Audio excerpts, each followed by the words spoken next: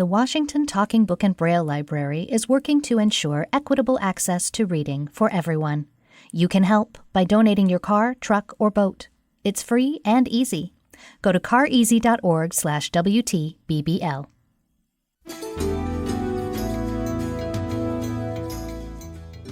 Hello and welcome to Literary Notes, a podcast by the Washington Talking Book and Braille Library. I'm your producer, Nathan Ureta. June is Black Music Appreciation Month, a time to recognize and celebrate the colossal impact Black Americans have had on culture, not just here in the States, but all over the world. A few years ago, we sat down with drummer and indie music mogul Nabil Ayers. He came by to talk about his book, My Life in the Sunshine, Searching for My Father and Discovering My Family. The book details his lifelong passion for music, including his time touring with bands in the 90s and his tenuous relationship with his father, jazz musician Roy Ayers. Ryan Gelskey conducted the interview. Patrons might remember him as our former integrative services librarian. Here's their conversation. Hello, I'm Ryan Gelskey, Integrative Services Librarian at the Washington Talking Book and Braille Library in Seattle, Washington. This afternoon I have with me Nabil Ayers, whose memoir, My Life in the Sunshine, was released just this last Tuesday. Nabil is the president of the Beggars Group US, where he has run campaigns for music artists and bands including The National, Big Thief, Grimes, Future Islands, and St. Vincent. Currently residing in New York City, Nabil is not an unfamiliar face in Seattle, having opened Sonic Boom Records in 1997 at age 25 with his business partner Jason Hughes in Fremont and Ballard, which they sold in 2016. In addition, he played in multiple local bands, including the Lemons and Alien Crime Syndicate. Although this is his first book, Nabil has articles on race and music featured in the New York Times, Pitchfork, Rolling Stone, GQ, and for NPR. Thanks for being with us here today, Nabil. Thank you. It's nice to be here. Nice to be back in Seattle. So the subtitle of your book is Searching for My Father and Discovering My Family. I deliberately left out that part of the introduction because I wanted to give you the opportunity to tell our listeners the significance of who your biological father is and explain to them in your own words the circumstances leading up to your birth. Yeah, jumping right in. The book is largely about my father, who is the jazz musician Roy Ayers, who is alive and well in 81 and currently touring the world. But he's somebody I've never really known. My mother, when she was young, 20, met him in New York City and said to herself, and this is exactly the way she tells the story, this is the person I'm going to have a child with. And very clearly not this is the person I'm going to marry or the person I'm going to be with. She was attracted to him, and there were qualities he had that she wanted in a child, and she really wanted to be a young single mother, and she knew that at 20. So basically he agreed, and the understanding was, look, will you give me a child? You don't have to be part of our lives. I'm not looking for that. And he said yes, and 9 months later I was born, and I've always known that story, and everyone kept their end of the deal. It was never a negative thing. It was never like, oh, your father's not around. Like, it was always my mother. This was the plan, and we were doing it. And for a while, we were poor and on welfare while she was in school, and it was hard and everything, but we still had incredible lives, and I had lots of great supportive male role models and had a really great childhood that didn't involve my father. And once I was an adult, I mean, pretty far into adulthood, when I was around 34, 35, that's when I finally kind of thought, you know, he's probably nearing 70. I'm in my mid-30s. I don't know anything. I don't even know medical history. There are things, even just from a non-emotional standpoint, that it would be good to know. So I feel like I should try to get a hold of him. And I did, and we had this great lunch in Seattle, where I lived at the time, and got along really well. And I walked away thinking, wow, that was great. Maybe that could happen again once a year, or when I'm in New York, or when he's in Seattle. But that's when it kind of became hard, and he wouldn't pick up the phone or wouldn't call me back or kind of blew me off. And I started realizing I wasn't upset that I'd tried to kind of go there, but I definitely became angry with him for the first time. And that's when I kind of decided to, in a weird way, go around him to try to find out more about my family and more about myself. So I did 23andMe and just got tons of information, and it's led me down this crazy path of meeting relatives and meeting people who I might be related to, I might not. I'm not sure, but it doesn't matter. We have a connection, and I kind of explore that a lot. But really, the searching for my family or searching for my father, discovering my family part is about me trying to connect with him, and almost as a result of not being able to, making incredible connections with all these people that are connected to him. All of those connections in the book are really, really fascinating to go through and see how one kind of led to another. But the way that you've written the book, it really feels like you've taken the reader through your entire life. It feels like that to me, too. And it's like, Yeah. sitting across the table from you, it's like, I know so much about this guy and his life, and there's just so many questions and so many different things to pull apart and dig into. But just from what you were saying, what were some of the qualities that your mom was looking for, that she was hoping to pass on to you with whoever she ended up having a child with? Yeah, she's so funny because she's still the same. I mean, she's happily married now, and she's been with her husband Jim for, I want to say 25 years, something longer, maybe 30. But very clean living, vegetarian, no drugs, no alcohol. That's always been on her list, and I think that was on Roy's list, at least at the time.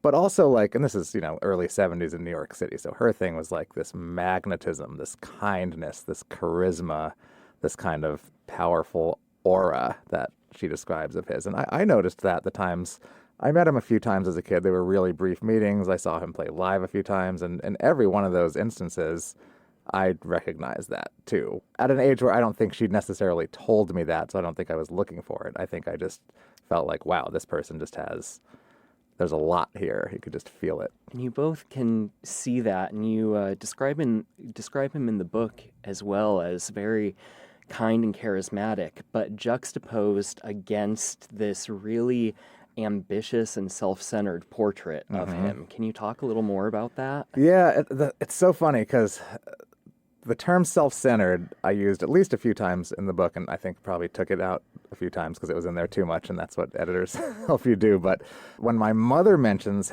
his self-centeredness, it's a negative. When I mention it, it's a positive.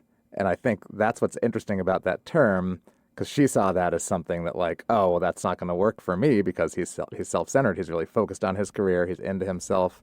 But I think I inherited some of that from him. I hope I'm not a super self-centered person, but I like the parts of that I got from him. And I think what makes the whole thing so interesting, and I've obviously been thinking about it a lot lately and talking about it, is that everyone knew what was going on. She was so aware this person is dedicated to his career, dedicated to music. This is what he's doing. He is not going to be part of this. And that was true. And that's what he did. So that self-centeredness, as much as I think people I talk to or people who read this book want to say, like, oh, he really shafted you. He wasn't around for you. He wasn't supposed to be by design. So from the beginning of the book to the end, it seems like you go through quite a few different definitions of what family is. Can you walk through how your perception of family has changed over the years and where you've landed so far? So far is a good way to end it. So we're definitely not done. It has changed a lot. I mean, of course, you grow up thinking family is, whatever, your mother, your father, the people that you know. And to me, that was my mother and my uncle, my mother's younger brother, who definitely remains my father figure and was so present in my life and still is. And on my mom's side, she had a big family. I mean, I knew my grandparents really well. I knew my great-grandparents and their cousins. And so that, to me, was our family. My father, even though, of course, he was famous, so I would see his records in stores. I would see him when he played live. I would hear about him. But he never felt like family to me because I didn't know him. So, of course, he's my father, and I knew that. But that was a different feeling. And so fast forward years later, once I kind of start this search and start meeting more people and learning more about history on my father's side, I got a family tree that told me a ton of information. It led me back to one enslaved man in Alabama in 1824 named Isaac Ayers, which is just crazy that, of course, we have the same name, but it's still crazy that we have the same name. And that led me to find out some information about the slave owner. And that led me to a woman named Karen, who is alive now and is a descendant of his. And I reached out to her and just said, look, I don't want anything. I'm not mad. You obviously didn't do anything. It's been hundreds of years. I'm just looking for information and connection. And she emailed me back so quickly and was so kind. and we have this incredible dialogue. And this is probably 5 years ago now. And I would say we are good friends. I would say we are close. She's the first person I told that I was going to propose to my wife. Some of that was just timing, but we were just emailing so much at the time and emailing really personal stuff. So weirdly, she hasn't done a DNA test. I think we're related, but that's not why I feel connected with her. I feel connected with her because we definitely have this thing in the past that somehow connects us, whether it was good or bad. And to me, that makes us family. The fact that we are close, we're connected, and we're talking about it. And that feels like family, certainly more than the siblings who I know are my father's other kids who I've never talked to or never met. That doesn't feel like family. So people are using the term chosen family a lot, which I think applies. It's really, to me, it's literally what you make it. Meaning I've been going out and finding these people, and the more I find, the more it leads to, and that, to me, is family. Well, and you've lived in a lot of different places, and it seems to be a pretty common theme throughout your memoir that it's less about where you are and more finding your people and finding community. I was really surprised when you were talking about initially being very uncomfortable about moving to Salt Lake and being so different from the rest of the kids who would be your classmates. Yeah. But could you talk a little bit more about how you and your mom assimilated into that community and really developed strong bonds there, and if her background in Baha'i had anything to do with it? Oh, interesting. I think it had to. So yeah, when my mother and my uncle were raised Jewish in Long Island, New York, but when they were, right out of high school, basically living in New York City, became Baha'is, the Baha'i faith, and Nabil is a Baha'i name. And I don't know a ton about the religion, but I do know that it's very open, very accepting, very much about unity and peace and equality, and all things that my mother and my uncle absolutely talked about a lot, and I think values they passed down to me. So we lived in kind of between New York City, Amherst, Massachusetts, and Cambridge till I was about 10. And all three of those places then, in the 70s, at least specifically where we were in those cities, were so diverse and accepting and open. And so the fact that I was a half black, half white kid with a 22-year-old single mother didn't make me unique in any way, especially in Amherst. That was like just another kid. There are so many kids with single parents, so many kids of different races, of mixed races. And so I think having that sort of, for a long time, for 10 years, building a base of never being the weird kid, just being one of the kids, and then moving to Salt Lake, which we did when I was 10 because my mother's job moved us there, that was the first time in my life I looked around and kind of thought, oh, I am different, and it is visibly, I had an afro then, obviously darker skin, and Salt Lake was a lot of blonde kids, a lot of Mormons, but I think those first 10 years gave me the confidence to sort of go in and not think like, oh, I'm the weird kid. I think I just wouldn't accept it because I didn't know how to be the weird kid because I'd never been treated as the weird kid. I was a normal kid, so why can't I be normal here? And I made friends, and I sort of played to my strengths. I'd come from New York. I'd eaten foods, especially then. There's no internet, I knew things that people didn't know. I'd seen concerts and played drums, and I think a lot of that, in a weird way, became like my strength and what made it work. But I made good friends, and we loved it there. And it was, but Salt Lake is even weirdly, I think, has a lot of stereotypes, but was also a very accepting, great, open place, and didn't feel, I definitely looked different, but I was treated well there, and it was fun.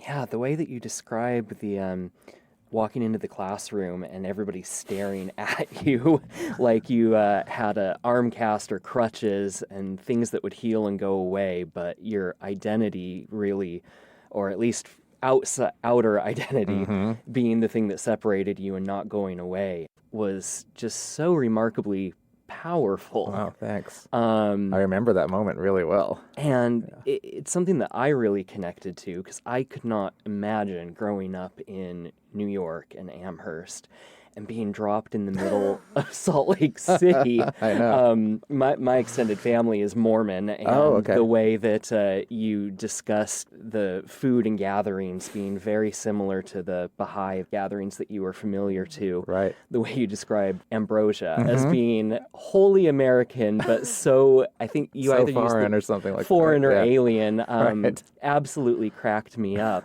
But Are you familiar with ambrosia? oh, of course. But my mom always jokes, though, that she's not really Mormon because she can't make Jell-O. Right. It's such a I mean, there was a Jell-O festival in Salt Lake every year. It's a huge. It's a huge thing. It's so weird. The way that you continue to talk about moving into these different communities and finding bits of home in them and home with the people, I think is really, really one of the wonderful themes of the book. Thank you. Very, very reminiscent of, I think, a lot of people's journeys as they're trying to find themselves and finding that, like you said, chosen family. Another theme that I noticed in these different communities, you talk about smell a lot and how a sense of smell brings you into the community or reminds you of home. Can you talk more about that? I'm trying to think of instances where I talk about smell. I remember one where, kind of what we were just talking about, where in Amherst there are all these different international families and so many different nationalities, and that everyone's house smelled different to me. They all smelled of different spices, I think is what I say. But I remember, these people are Puerto Rican, and we don't talk about that because it doesn't matter. We didn't talk about race. But I knew what that smell was. I knew that was like, the specific dish they made. And like there's a Pakistani family and every house had these incredible different smells. And that was a weird way to like kind of tell where people were from. That was interesting. Well, and part of when you arrived to Salt Lake, your mom and you went to a concert. Oh, and yeah. The smell that really brought you home was, you described it as, even in clean living Salt Lake, the smell of drugs and teenage endorphins and alcohol. Totally. And that was just such a, wow, we're in Salt Lake in, I think, it had to have been the 80s. Yeah, this is 81 or 82. I mean, the concert smell for me is really a thing, because I started going to concerts at such an early age, and my uncle's a musician, always has been. My mother's a dancer, and so it's seriously as far back as I can remember, I was going to see live music. So, I mean, my mom took me to see Kiss at Madison Square Garden when I was 7, which is insane, and I remember what that smelled like. So when we went to this arena in Salt Lake City, weirdly, I hadn't thought about it in this context, but I remember thinking like, oh, this just smells like a concert. This doesn't smell like a concert in Salt Lake. There are people here doing the same things they do at concerts everywhere. There's something about that concert that made it kind of like, Salt Lake's going to be okay. You guys can move here. And the concert was Journey. I don't know if we mentioned that. But, I think it is in the memoir, yeah. And there's something, because I mean, I was worried as a kid who loved music and loved to play music and loved to see music, that Salt Lake would be this cultural wasteland and that would be it. Like I'd never see or hear or be around music again. And then suddenly we were staying in a hotel and Journey was playing across the street, and my mom said, let's go. And we walked over and we went, and it felt just like a concert in New York. And it was like, wow, that's actually easier to do than it is in New York. We should move here. That's a 10-year-old brain, So does home have a particular smell to you now?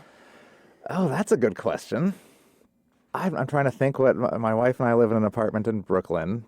We moved there a year and a half ago, so it's relatively new, and it still has, it's not new, but it's like a renovated building, and it still has some of that kind of new paint, new apartment smell. But I don't think of like Brooklyn. I don't think home does have a smell to me right now. No, I think it was more of a kid thing. More of a kid thing? Yeah. I think it was a lot of like, in a weird way, it would like signify, I mean, it's so associated with memory, I think, for everybody, but it kind of signified safety in a lot of ways. Or not, maybe comfort is a better word than safety, but especially in those households where it's like, I know that smell. These are good people. That's awesome. Yeah. So you owned Sonic Boom Records for well over a decade. Yeah. And you mentioned at the end of the memoir that you did a lot of the writing of the manuscript in the Brooklyn Historical Society Library. Yeah. Have you been? I've not been, but what stuck out to me about both of them and libraries in general is being that third place. And I was just wondering if you could talk more about how third places have impacted your life and helped develop a sense of community and family. that specific library is such an amazing place. It's sort of, I guess it's like I haven't actually done what you're supposed to do there. It's very Brooklyn centric. I think they have like the blueprints of buildings. It's like really about Brooklyn history. It's the Brooklyn Historical Society. So there's no one there ever, which is kind of why I would go. It's this beautiful room that's in tons of movies. You see it in TV shows. They must shoot there all the time overnight. So you see it and it's like, wow, what an incredible place. And I think it's $50 a year to be a member. And I lived around the corner for 6 years. And so that's where I would go work on the weekends and spend several hours just working on the book with 3 or 4 other people in this beautiful room. To me, it just became this like place where I just felt like, wow, I'm so lucky that this is here. I could be in a cafe and, in Brooklyn in a crowded, noisy cafe, or I could be at home, which is always hard because it's distracting. And somehow I have this incredible place to do work. And it's interesting to connect it. Because when we opened Sonic Boom, it was such a sort of community hub. And that's what record stores are. That's what bookstores are. That's where people come to, not just to buy things, but to actually hang out and talk to the people who work there and talk to other customers and feel this sense of community. And a lot of people still, especially when I'm in Seattle, kind of thank me for that. And I always feel not strange. It's really nice to hear, but we didn't know we were trying to do that when we were 25. We just thought, wow, wouldn't it be cool to open a record store? And we did. And it became that. And it took a long time to realize how much that meant to people and how much people felt a part of it, which is really cool. But that's, in a different way, kind of what I felt like about the Brooklyn Historical Society, even though it wasn't at all about conversation because you couldn't talk because it's a library. But going there, consistently seeing the same people, sitting in the same seat, it became a part of my routine and a part of my life in this really comfortable, safe space for me to do this work that at the time was so important and kind of was much more difficult to do anywhere else. So it was this really important place to me. And I'm really thankful for them to providing that space and making it so easy for me to walk a block and pay $50 a year and do that. So I think, places like that are really, really important, and they do exist, and I think it's totally key to search them out and find them and kind of create one that works for you. Absolutely. You mentioned in your 2020 interview, Creative Live with Chase Jarris, talking about flying to London and really beginning your writing journey. It stuck out to me that you said that you didn't write with an audience in mind, which is kind of completely the opposite of what most middle and high school teachers are out there teaching students of who's your audience. Can you talk a little more about that? And if you had one piece of advice for either people who want to write or emerging writers, what would it be? I was never a writer. I loved writing in college, and I was a terrible college student. I went to the University of Puget Sound in Tacoma. I don't know if I'm pointing the right direction, but it's south. Yeah. And I loved it, and I absolutely loved college, and I graduated, but my GPA was terrible because I was spending all my time playing in a band, booking shows, booking parties, DJing at KUPS, the radio station. I was an intern at a record company, and those were the things I wanted to do. And going to UPS allowed me to do all those things and kind of put my classes second. And in the end, I was absolutely doing the right thing. This is everything I do now, running a record company and all this music stuff is so directly related to that. So that was huge.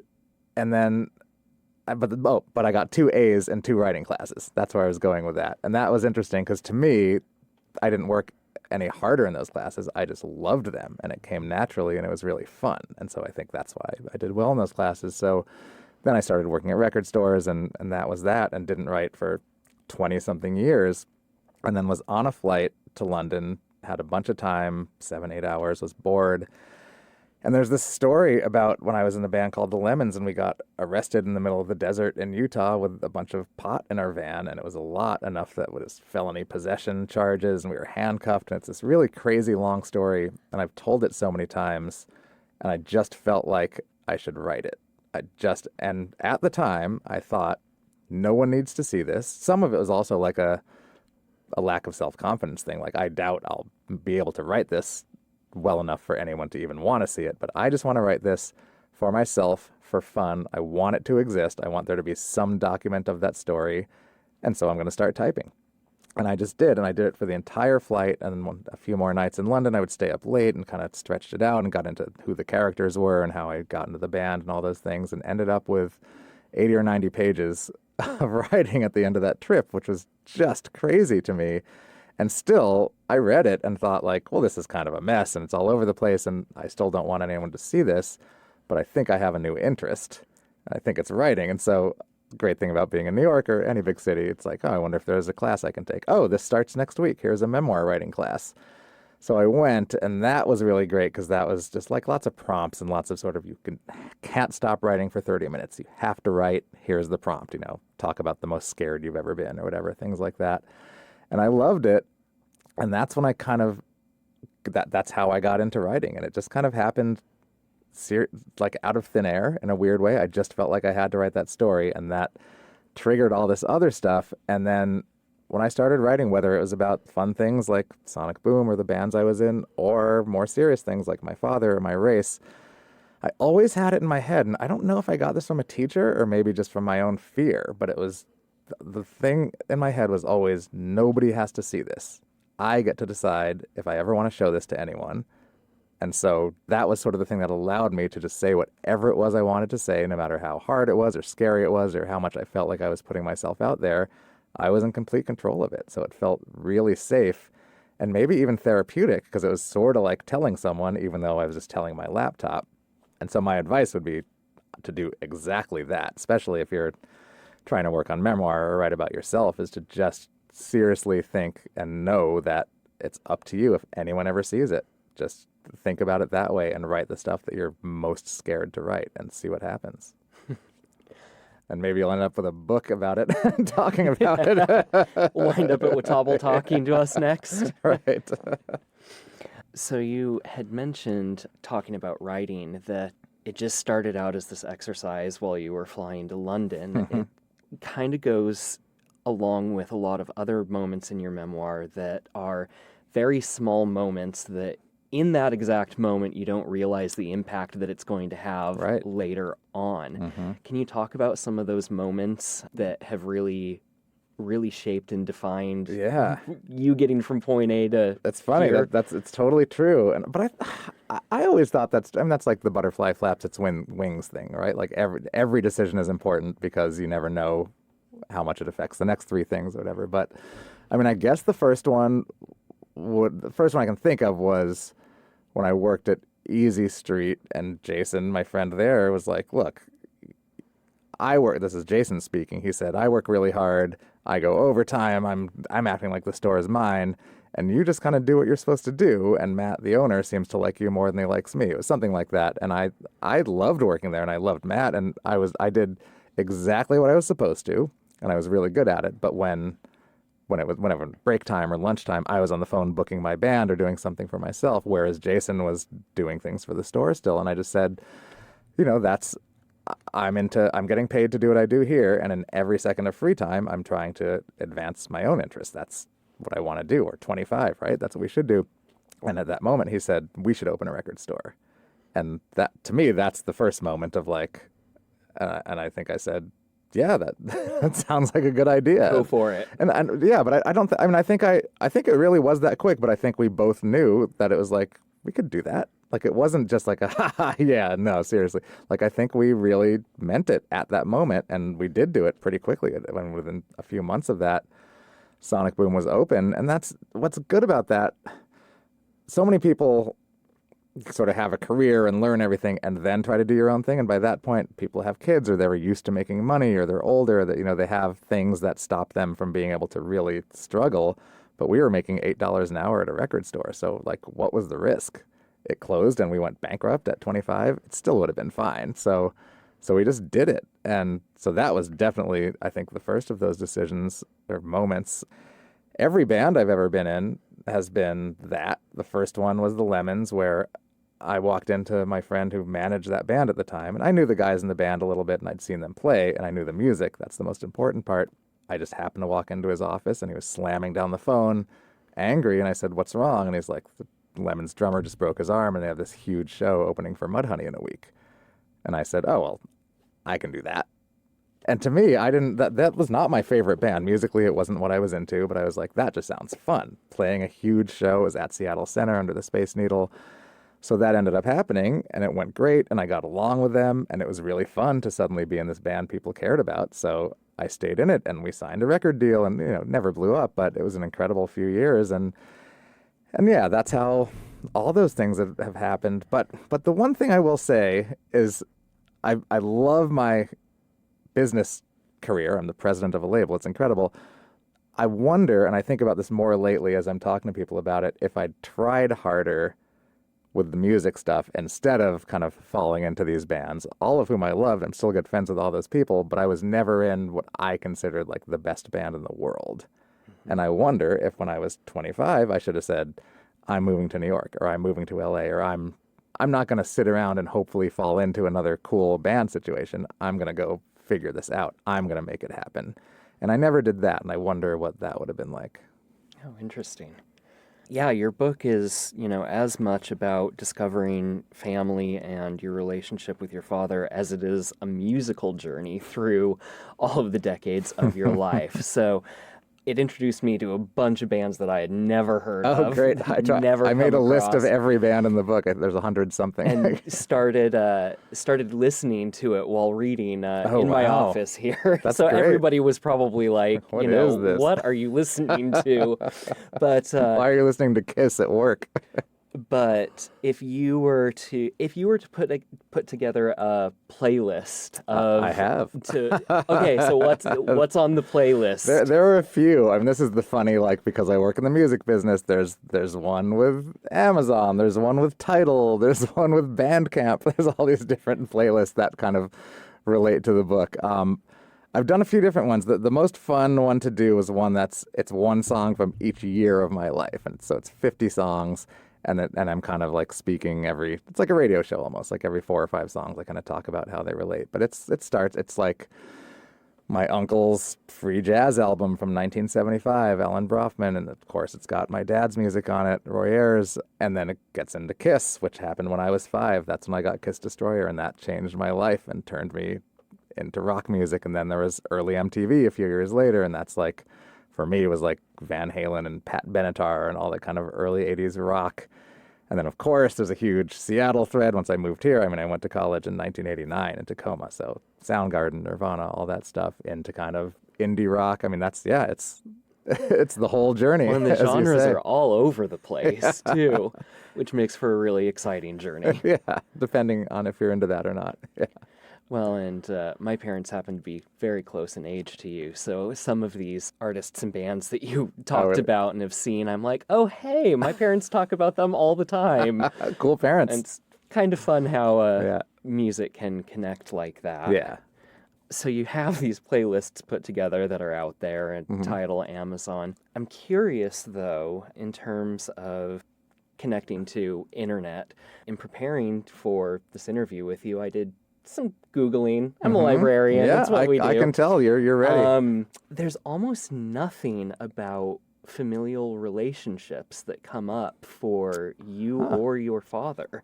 And I was just curious if you've ever Googled him or Googled yourself or other family members. Yeah, that's funny, but I haven't thought about it. I mean, I've Googled my father and myself many, many times, especially lately, to see if anything's happening. But I mean, I couldn't find anything about my father's side of the family until I got this family tree, which I did 23andMe, which didn't tell me anything that exciting, except that this third distant cousin reached out and said, hey, we're, distantly related. I have a family tree that you might want to see. And I sent it, and it definitely has my father. It has my father's first kid. It was made in 1963 by my great uncle. And it has everything. I mean, everything as far back as you can go to one enslaved man in 1824, but 5 generations, including my dad. It's crazy, but before that, I couldn't find anything.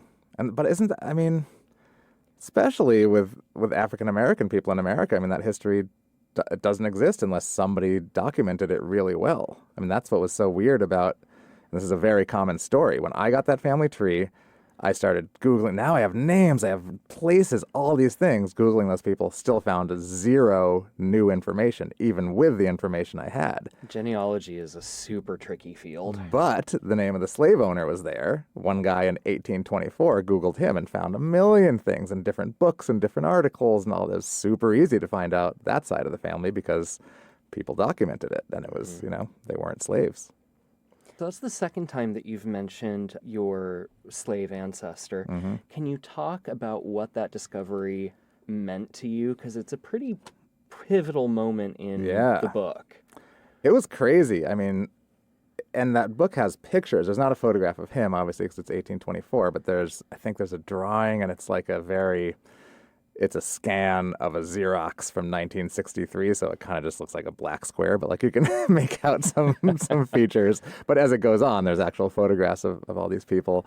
I mean, to me, it was really, I wasn't looking for anything particular. I was just looking for more information about my father and my father's side, and got so much more than I thought. And so it immediately, the first thing I got when I did 23andMe was the sort of, divides up your race. And I was 51% Ashkenazi Jewish, which is funny because my mother's obviously 100, but there's another teeny bit maybe on my dad's side. But I think 33% Sub-Saharan African, which meant that my father isn't 100% black, which is not at all surprising because I think a lot of African American people aren't actually 100% African because there is so much mixing and mingling with slave owners and enslaved people and all that. I think that's a widely known thing, and I think it's true. So even that wasn't that unusual, but when I thought about it and when I saw that number, I always thought, I'm half black, half white. That was my very simple answer, and seeing that made me think, I'm more white than I thought.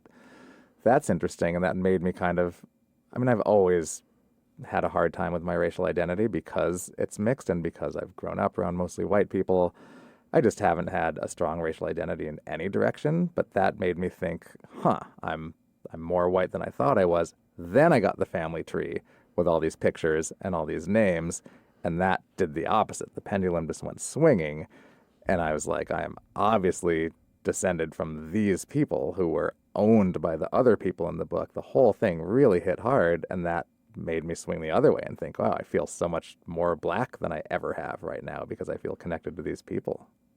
Yeah, it's just absolutely incredible, all the circumstances that led up to that discovery. And it actually leads me to another thought that I had while reading your work, that your father was given his first set of mallets at age 5. You got your first set of drums at, I think it was 2.5. Yeah. And you question throughout the book, how much of your musical identity and wanting to be a musician was nature or nurture, how much of it came from your dad. But also out of that, I wondered, have you considered a lot about ancestry and the role of drums and music, both for African American slaves and in Africa? I haven't considered that too much. I mean, the nature versus nurture thing is so hard because you can only guess, because my father is this incredible musician who had nothing to do with my life, but maybe I inherited some. My uncle is my father figure, and he's the one who truly nurtured me, bought me a drum set, took me to concerts, bought me records, constantly exposed me to music. So, of course, that's part of it. But I haven't thought too much about beyond my father. The time we finally met in Seattle, he told me basically that the rest of his family, at least that he knew, meaning his other kids, and I think both of his parents, are not very musical. Like, he's kind of the musical anomaly, which surprised me. He has 3 sisters who I don't think play music, but I don't actually know, and the family tree doesn't talk about it. So I don't know on the actual family side, and just in African American culture in general, I haven't thought about that. I mean, obviously, of course, drums are a huge part of it, and I've always felt like a drummer. But it also just might come from being a Kiss fan and liking Peter Criss. We'll never know. I'm glad that you actually brought up your father's sisters. The way that you talk about your aunt in the book is so heartwarming, and she just seems like one of the coolest people. Oh, man, she's great. Without spoiling too much at the end of the book, can you talk a little bit about you going with her to the cemetery and the revelations that happened about the men in your family and how you perceive your role in the family. Yeah, I mean, so I ultimately connected with my father's sister, who's 2 years younger than he is, my aunt, which was really incredible. And she lives in Los Angeles, and I said I would love to go visit. I think she was saying, oh, your grandparents are buried here, and I forget where, somewhere right in Los Angeles. And I was like, I'd really love to go there sometime with you. And so we went to the cemetery and saw the grave, and she started talking to them, and it's really beautiful and incredible, and was talking to the grandmother first, my grandmother, and saying, this is Nabil. I wish you could have met him, saying all these nice things. And then she's like, okay, let's go. And I said, what about Grandpa? And she said, he doesn't care. And it was this really intense moment for me. I actually laughed out loud because it was also sort of awkward, but it connected so many weird things because, at that point, my father had been so distant with me and obviously didn't care in my eyes. And then I remember, and I was putting this all together on that day, the time that I did meet my father, he talked a lot about his mother, but didn't really talk about his father at all, which kind of made, and I might have been stretching, but in my head I was like, got it. He doesn't care, and my father doesn't care. None of the men in my, and the weird thing, the spot I got to, which is where I still am, is that my father is not actively not calling me back or not trying to ignore me. None of these things are active things. He's just not doing it because this is just not something he was supposed to do, and it's not something he cares about, and it's not in a malicious or active way. This is just, I'm just not part of his life. And I think that's kind of what I got about his father, about my grandfather, and I'm sort of the person, which largely comes from my mother, that can maybe break that, because I do care. I think I'm doing so much work, not to show anyone that other than myself, but so much work that requires that kind of care. And we've looped around back to nature versus nurture. Right, totally, yeah. From that same interview with Chase, there was a moment that stuck out to me watching it where you kind of slipped and said, creative people. Oh, I hate the term creative people. Can you tell me why and expand a little bit more on that? That's funny. I don't remember that, but that sounds like something I would do. I think all people are creative. And to say that they're creative people is to say that there are therefore non-creative people. And I don't think you have to be a painter or a musician or a writer to be a creative person. I think it can be a thought process. It can be emotionally creative. And I think it's a funny brand that gets put on people. And even the funnier one is the multi-hyphenate or the polyhyphenate, which I get sometimes just because, wow, it's so multidisciplinary because there's music and there's writing and you're doing all these different things.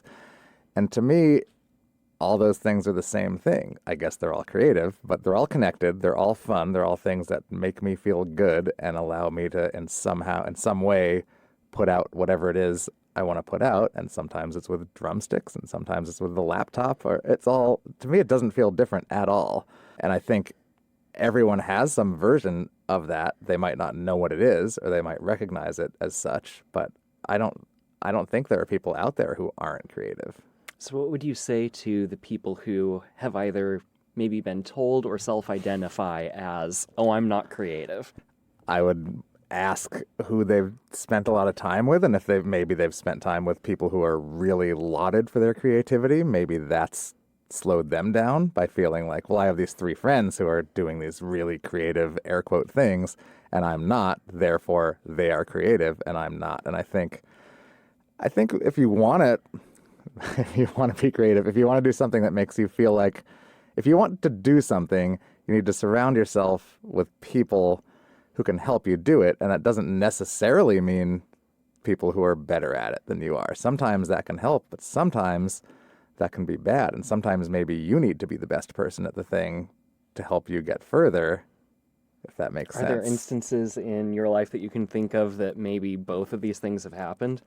Really, playing drums is probably the instance where I've seen, touring in bands, you play with so many other bands, especially in the Lemons, who are kind of a punk band. We'd play on 5 or 6 band bills sometimes, and you would see 5 or 6 different bands every day. And sometimes I would leave the room thinking, like, why am I doing this? I just saw someone that was so good at this. They're so much better than I will ever be. I am wasting my time. This is stupid. And there are other times when I saw someone, I was like, God, people are into them. This is terrible. And it's not a very positive thought, but it can lead to positivity. But just meaning like, wow, I know I'm better than that. So hopefully I can, and I see that person succeeding doing that, which is great. So that hopefully will push me to realize that maybe I can do as well as they're doing or something. But I think music is definitely an area where that exists, and it's such a funny area because it's just not, it's subjective. So it's all due to taste and luck and timing. There's no like who's the best, who's not the best. It's all subjective. Are there particular things that you really gravitate towards across all the different genres that you've been involved in and interested in? Guitars, electric guitars. That's the common theme? Yeah, I mean, there's plenty of music that I love that doesn't have electric guitars, but that's still what just like gets me so excited. Yeah, guitar rock bands. You talk a little bit in the book about how frustrating it was beginning to learn guitar. Is that something that you've kept up with? Not as much lately. I mean, I always tell people I play couch guitar, which means I just play at home and like while I'm watching TV or whatever. I've lived in New York since 2008, and I don't have a drum set in New York because that just doesn't really work in a small apartment in New York City. So I rarely play drums, once or twice a year out of town with friends. But I do have a guitar, but I don't play that much. I'll pick it up a couple times a week and for really like a few minutes. And I can tell, unlike drums, which I think I've played for so long that it's just part of me, I can not play drums for a year and sit down and it's totally fine. It's like riding a bike, they say. Guitar, I can tell now when I pick it up, I'm like slow and feel kind of clumsy and like, oh wow, this is what it feels like to get worse at something you used to be good at. Atrophy. Yeah. So towards the end of the book, you talk about you really living in the moment and turning that into a positive thing. You're just starting out on a bunch of book signings and have multiple cities lined up. But have you given much thought to what's next now that you're done with the book? Not much thought. What's funny is, I mean, I run a record company. I played in bands. I'm publishing a book. It's taken both of those sides to get to this point, and I've loved all of it, meaning the writing of the book took so much work and time and effort and emotion and all that. And also, I feel like the record company, I love my publisher. They've done an incredible job, but I am super involved in these events, in the promotion, in the advertising, and all, and because it's fun and because I know some people and can help with some things. So both of those things are happening. And I'm sitting here feeling like I'm in a band, like, okay, this book is 3 days old right now. What's next? What's the next tour? What's the next thing? And I think for the first time in my life, with something that feels like this, I really feel the need to just like sit back for a minute and see what happens, which is something I'm not good at. But I think it feels like it's going great. People are saying nice things about the book. It's getting out there, and maybe I can like stop pushing for a minute and still do things. I don't mean like go dark, but like stop planning as much and just let it be out there in the world and see what happens. So I totally don't have a plan. There's not a second book that's almost done or anything like that. But I want to write it out and see what happens. And I think it's going to be fun. Let everything take on a life of its own. Yeah. Well, I think that we're getting pretty close to time, and I know you have to be running off to the town hall before too long, but is there anything about the book or family or your father that you feel inclined to talk about? I think I should just mention that, I spent a lot of time, especially in the last couple of months when there was this period, because I don't know if my father's read it or if he will or if he'll hear about it. I assume he'll hear about it because it's out there. But there's a long period for a couple of months where every day I was wondering, I wonder if he knows about it today, or I wonder if it's going to be a week till he finds out. And now I'm finally in this place where it's like, I'm sure he knows about it. I don't know if he's read it, but he definitely knows about it by now because we know tons of the same people and we're in the same world.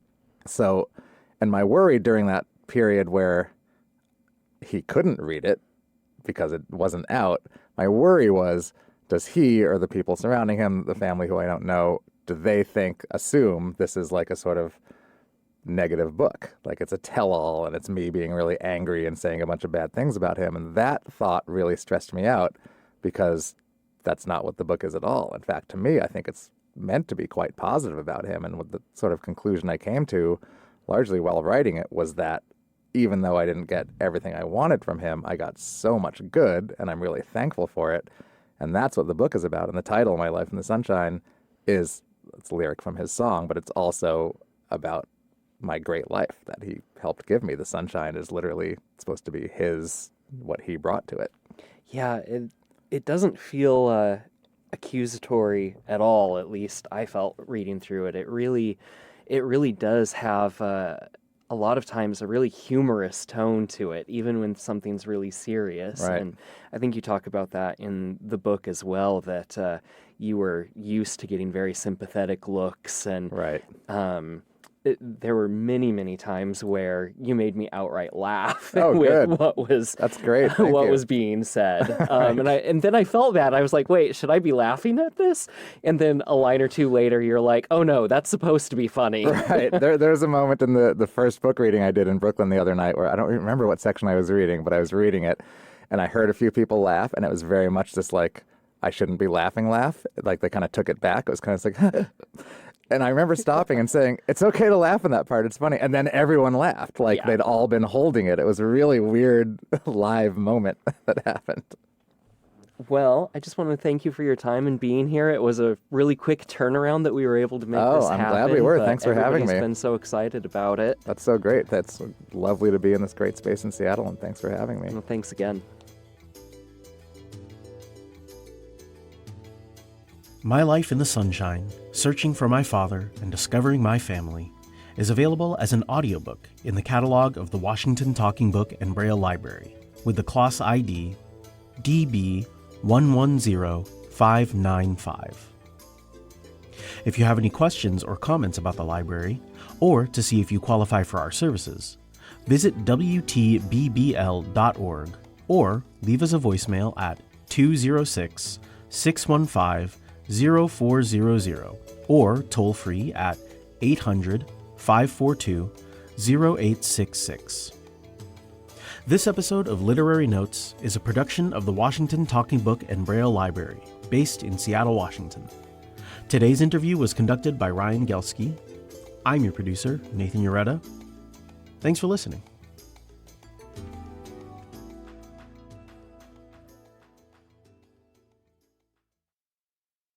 Before we go, take a moment and imagine this: a story being read aloud, a favorite magazine in Braille, a young reader discovering books in a new way.